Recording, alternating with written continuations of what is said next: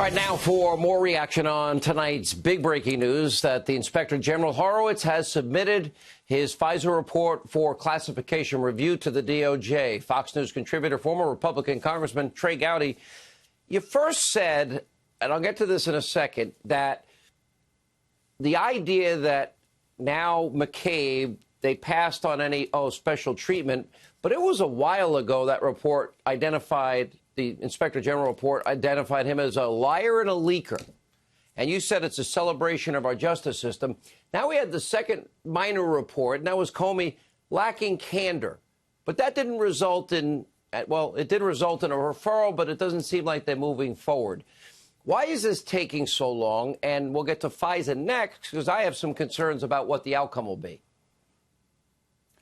You know, Sean, there was a trial in D.C., last week, and former White House counsel Greg Craig was found not guilty in what was a really quick jury verdict.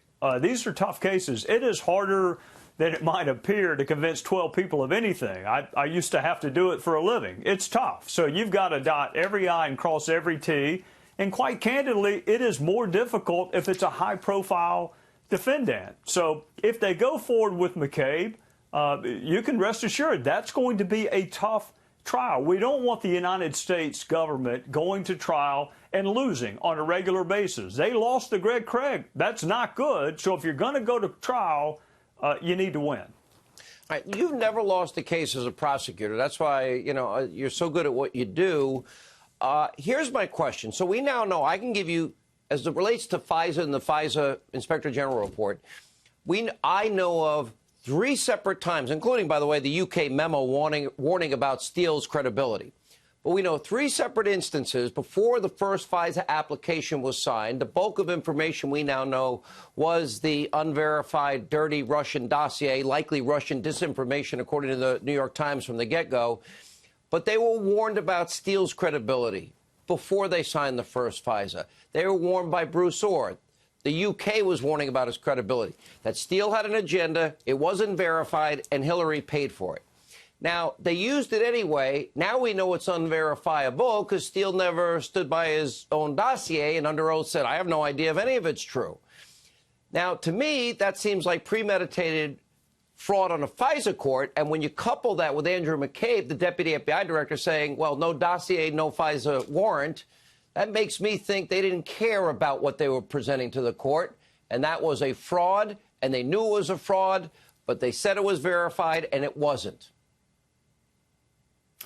Let's assume, for the sake of argument, that everything you said was true. Let's just assume that. You still have to find a criminal statute if your objective is indictment, which is why I'm really clear every time y'all are good enough to have me on. We cannot live in a society where indictment is the only thing that carries with it any stigma. I mean, most of the names involved with the FISA approval process in 2016 have either been fired or they've been publicly called to task. Keep in mind, Jim Comey twice now, the Inspector General, had said, you did not meet our expectations. You failed to follow policy. You violated your employment agreement. All of that has to be significant. Look, I used to make representations in front of a court, and I tried really hard to be honest and fair about it. But let's assume that I didn't tell the court something. The remedy for me is not indictment. The remedy is I may lose my law license. Well, let me put it another way. The court may hold me in contempt. Here's the thing. If I am warned that something that I'm about to present in court is false, and at the top of an application I'm making to the court it says verified, and I test it, I sign it, say that it's verified, but I was warned that it isn't, and I don't do the job of verifying it because it's unverifiable. We know now when the FBI finally got into, their spreadsheet, they discovered 90+%, if not all of the dirty dossier was untrue. So that was later, though. So if I know it's not verified and I present it as verified and it's unverifiable, that would seem like Sean Hannity went to the court and committed a fraud on the court consciously for the purpose of achieving a political agenda. Why do I think Trey Gowdy, as great an attorney as you are, never lost a case as a prosecutor, that I'd go to jail? Well, it depends. If you're a lawyer, you would lose your law license, and the court can hold you in contempt. Remember, Devin and I wrote the FISA if you lie before a judge, seems like an eternity ago. We're talking about lying before a judge. You'll be held in contempt of court.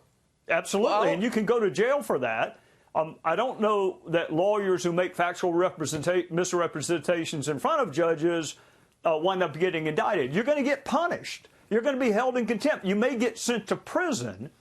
And look, I'm not minimizing any of what they've done. I'm saying we've got to attach the right punishment to the right offense. But you're denying by signing that an American citizen their constitutional rights. You're literally using that lie to spy on a presidential candidate campaign and then transition.